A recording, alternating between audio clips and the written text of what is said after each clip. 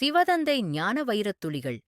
இனிமையான குழந்தைகளே, நீங்கள் இந்த கண்களினால் எதையெல்லாம் பார்க்கிறீர்களோ அவையனைத்தும் இந்த பழைய உலகின் பொருட்களாகும். அவை அழிந்து போய்விடும். தந்தை கூறுகின்றார், குழந்தைகளே, நான் சதா சுகம் கொடுக்கும் வள்ளலாக இருக்கிறேன். நான் யாருக்கும் துக்கம் கொடுக்கவே முடியாது. அவையனைத்தும் நாடகப்படி நடைபெறுகிறது. இப்பொழுது பகல் யாத்திரைக்கு வந்திருக்கிறோம். இந்த யாத்திரை ஒரே ஒரு முறைதான் நடைபெறுகிறது. நினைவு யாத்திரையின் மூலம் நாம் தமோ பிரதானத்திலிருந்து சதோ பிரதானமாகி, பிறகு சதோ பிரதான சத்யயுகத்திற்கு எஜமானர்களாக ஆவோம். சாந்தி தாமம் ஆத்மாக்களாகிய நமது வீடாகும்.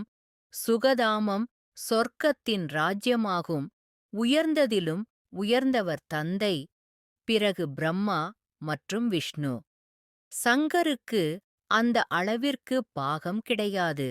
விநாசம் ஆகியே தீர வேண்டும். யாருக்கும் பாவம் ஏற்பட்டுவிடக்கூடாது. அப்படிப்பட்டவர்கள் மூலம்தான் தந்தை விநாசம் செய்விக்கின்றார்.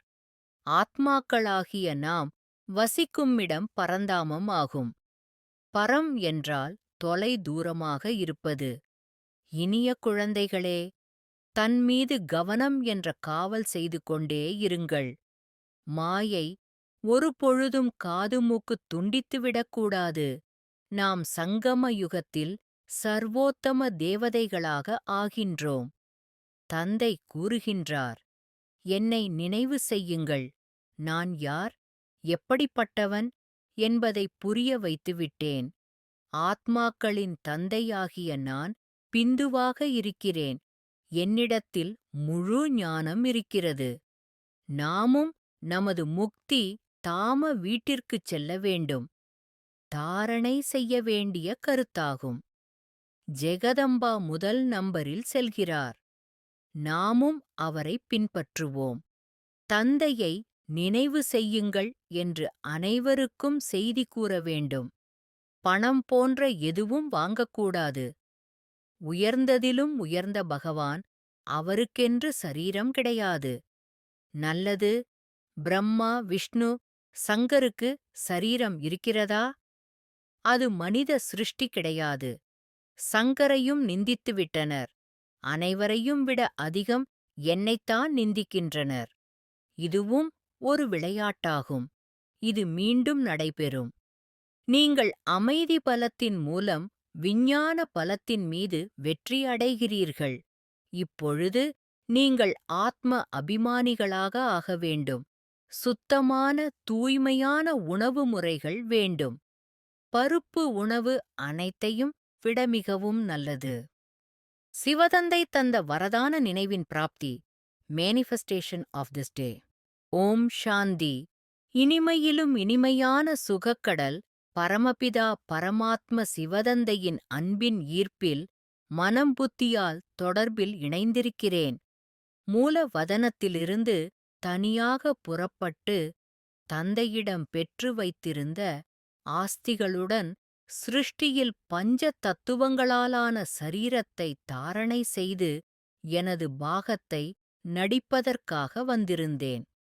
பகல் இரவாக நடித்து முடித்து களைத்து சங்கம யுகத்தில் என் தந்தை ஆத்மா பரமாத்மா நாடக அறிமுகம் தந்ததால் புருஷோத்தம வாழ்வின் முயற்சியில் இழந்ததை அனைத்தும் நினைவின் தொடர்பில் மீண்டும் பலனாக அடைந்து கொண்டுள்ளேன்.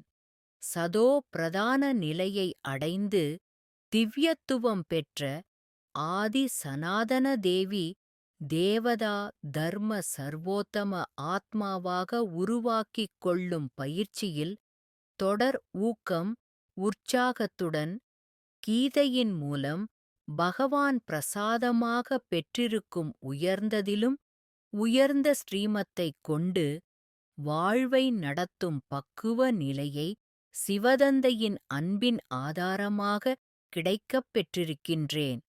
தந்தையின் அரவணைப்பில் தாயாகத் தரும் எல்லையற்ற அமைதியில் ஞானம் தரும் பரம ஆசிரியரின் உறவில் தூய்மையை நிலைநிறுத்தும் பரம சத்குருவின் பாலனையில் பரம நண்பனாய் பொழியும் எல்லையற்ற சுகத்தின் திருப்தியில் ஈடு இணையில்லாத அன்புடன் எனது பிரியதர்சனின் கரங்களில் சிரேஷ்டமான குழந்தையாய் பெரும் பேரானந்தத்தில் எல்லையற்ற சம்பந்தங்கள் முழுவதுமாக சிவதந்தையிடம் பெற்று முழுமையான சங்கமயுக வாழ்வில் பயணிக்கின்றேன்.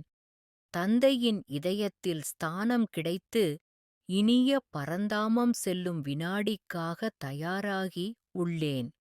வினாடி நேரத்திற்குள் உணர்வோடு பரந்தாமத்திலும் சூட்சம வதனத்திலும் நுழைந்து அமர்ந்து சம்பூர்ண அனுபவம் கொள்ளும் பாக்கியத்தை தந்திருக்கும் தந்தை எமக்களித்த அனுமதி, அங்கீகாரம், சுதந்திரம் எனது சம்பூர்ண தகுதியின் தன்மையை நிலைநாட்டுகின்றது.